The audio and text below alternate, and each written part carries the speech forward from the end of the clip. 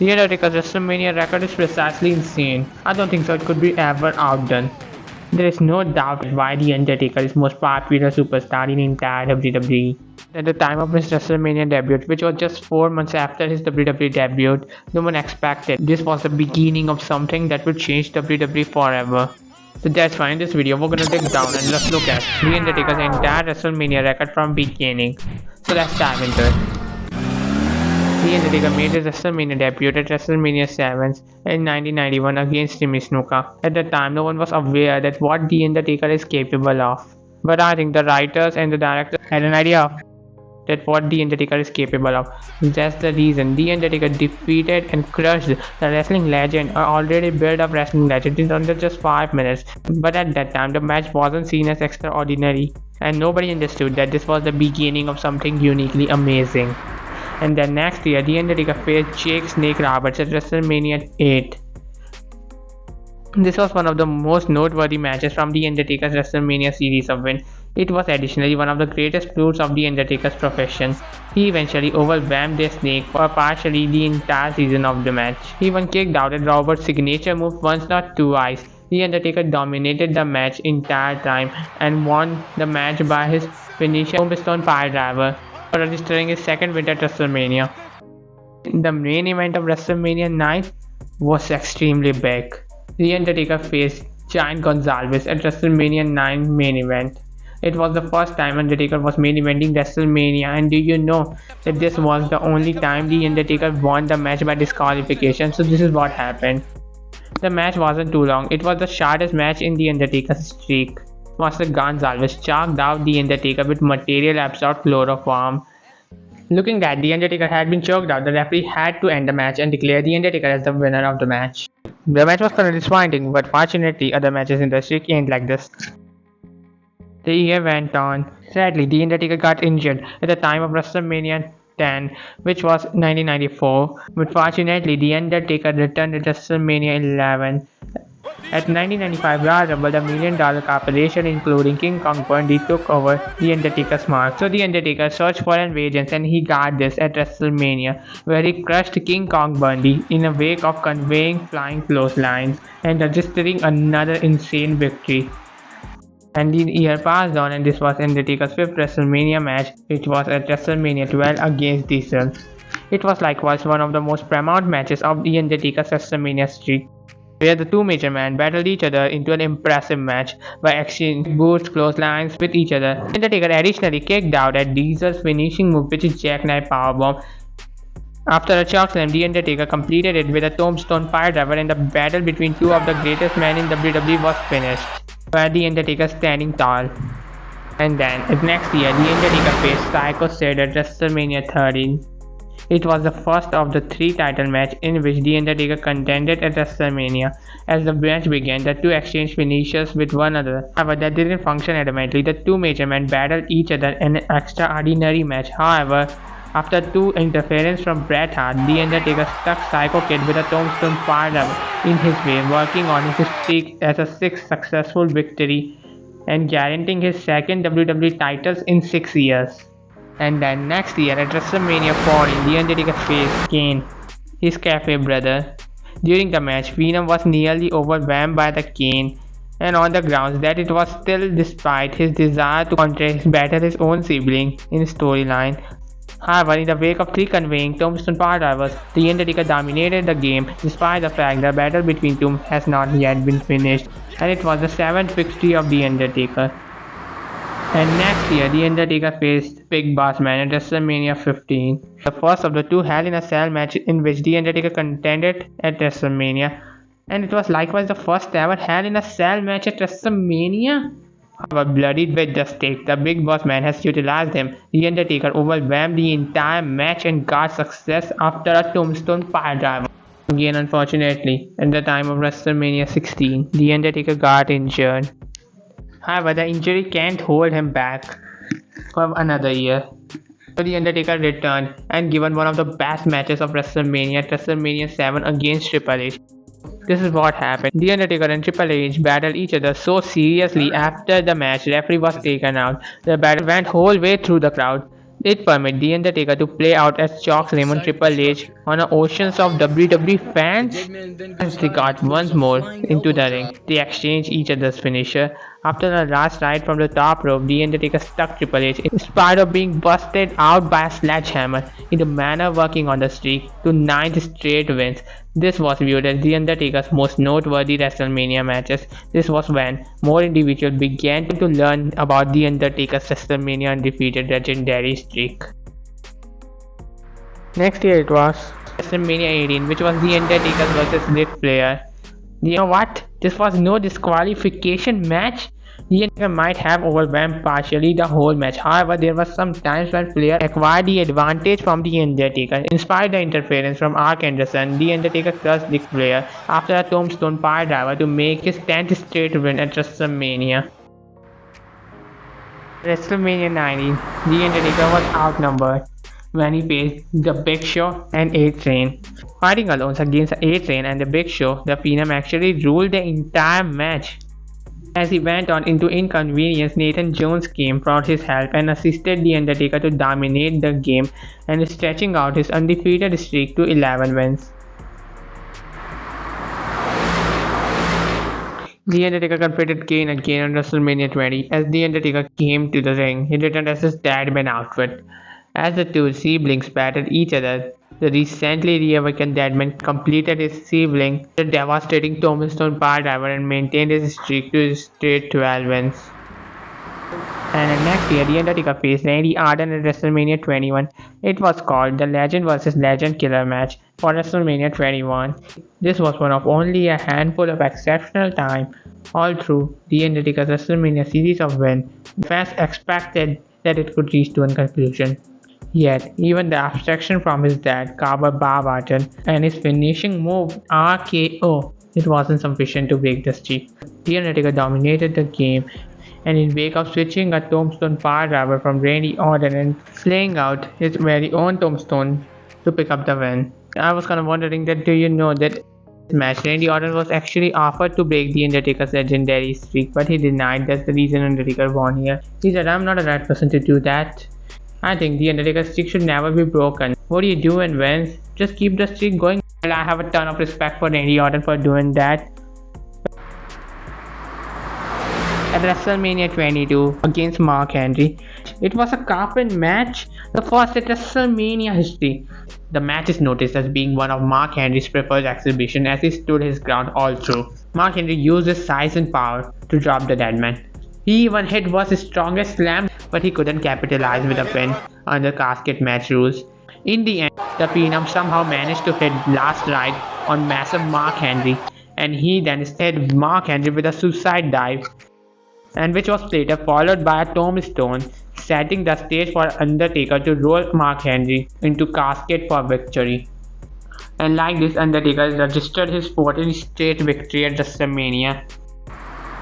WrestleMania 23 was extremely good because The Undertaker faced Batista, which is one of The Undertaker's best match ever at WrestleMania. And it was a title match where Batista defended the World Heavyweight title, and there were some chances, there was some feelings that The Undertaker could bring the title home. Batista shocked ton of fans, and his performance was so good. Eventually, The Undertaker hit him with a tombstone piledriver, so The Undertaker held the title again and registered his 5th consecutive WrestleMania victory. And next year, at WrestleMania 24, it was The Undertaker vs Edge. And do you know, again, Vince wins. He offered Edge this time to break the streak, but he did the same which Randy did. He also denied, and he said, I don't think so The Undertaker's streak should be broken. I'm not the right person to do it, because I'm already a big man, Vince. So Vince let it go, and this is what happened. Undertaker crushed Edge for World Heavyweight Championship title and won the match with submission hold, utilizing his Hell's Gate submission. At WrestleMania 25, Shawn Michaels and The Undertaker gave us the match, which is regarded as the best match in the entire history of WWE. Michaels was another one of greatest dangers for The Undertaker's streak. This match even got 5-star rating because of the length and activity of match. It was named as the best match of 2009, and it will be cherished at many at WrestleMania. I don't think so that we need to talk a lot about this match because the match is in the heart of every WWE fans.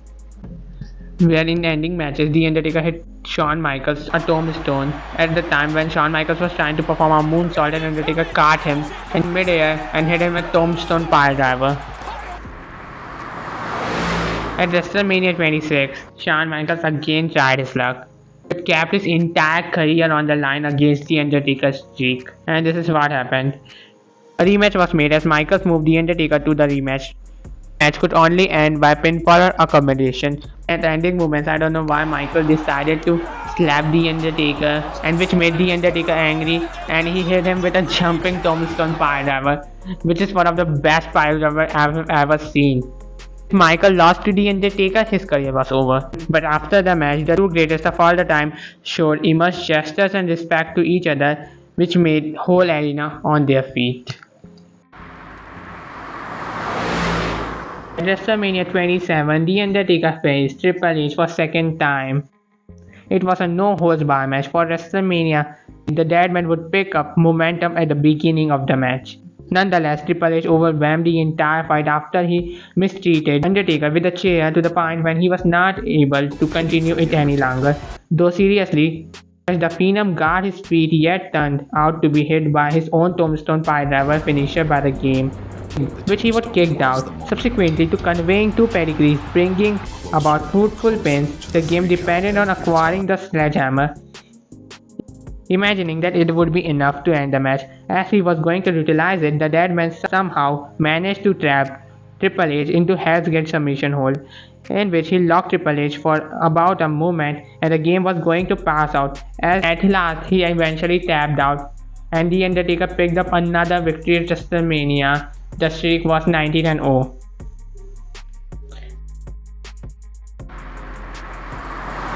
And next year at WrestleMania 28, The Undertaker faced Triple H for the third time, and it was the second Hell in a Cell match in The Undertaker's WrestleMania win, with Shawn Michaels being the special guest referee. During their match at WrestleMania, the game and the Deadman took up from where they left off.